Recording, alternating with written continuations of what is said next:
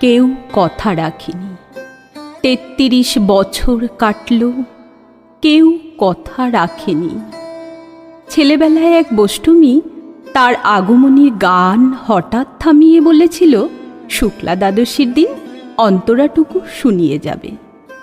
তারপর কত চন্দ্রভোগ অমাবস্যা এসে চলে গেল, কিন্তু সেই বষ্টমী আর এলো না। ২৫ বছর প্রতীক্ষায় আছি। মামাবাড়ির মাঝি নাদের আলী বলেছিল, বড় হও দাদা ঠাকুর, তোমাকে আমি ৩ প্রহরের বিল দেখাতে নিয়ে যাব। সেখানে পদ্মফুলের মাথায় সাপ আর ভ্রমর খেলা করে। নাদের আলী, আমি আর কত বড় হব? আমার মাথা এই ঘরের ছাদ ফুঁড়ে আকাশ স্পর্শ করলে তারপর তুমি আমায় ৩ প্রহরের বিল দেখাবে? একটাও রয়েল গুলি কিনতে পারিনি কখনো। লাঠি লজেন্স দেখিয়ে দেখিয়ে চুষেছে লস্কর বাড়ির ছেলেরা।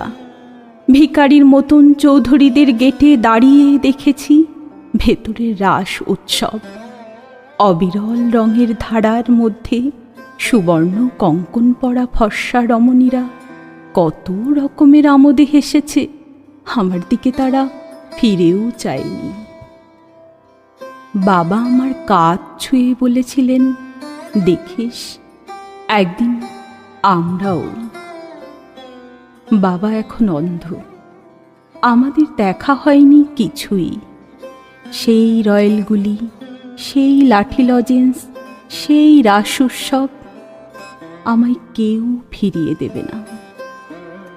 বুকের মধ্যে সুগন্ধি রুমাল রেখে বরুণা বলেছিল, যেদিন আমায় সত্যিকারের ভালোবাসবে সেদিন আমার বুকেও এরকম আতরের গন্ধ হবে।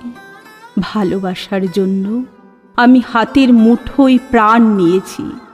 দুরন্ত ষাঁড়ের চোখে বেঁধেছি লাল কাপড়। বিশ্ব সংসার তন্ন তন্ন করে খুঁজে এনেছি ১০৮টা নীল পদ্ম। তবু কথা রাখিনি বরুণা। এখনো তার বুকে শুধুই মাংসের গন্ধ। এখনো সে যে কোনো নারী। কেউ কথা রাখেনি। ৩৩ বছর কাটল, কেউ কথা রাখে না।